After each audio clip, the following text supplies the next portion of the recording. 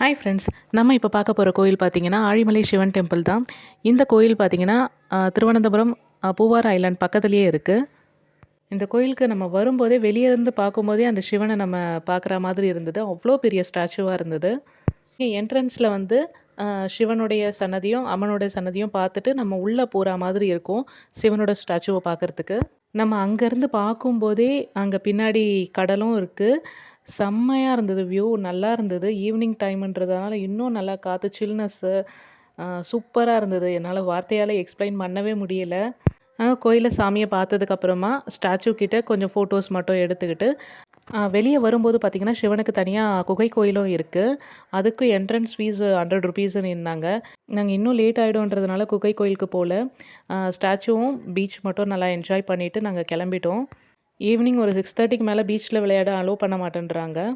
இந்த எக்ஸ்பீரியன்ஸை உங்கள் கூட ஷேர் பண்ணதில் எனக்கு ரொம்ப மகிழ்ச்சி. தேங்க்யூ ஃப்ரெண்ட்ஸ், பாய். அடுத்த வீடியோவில் பார்க்கலாம்.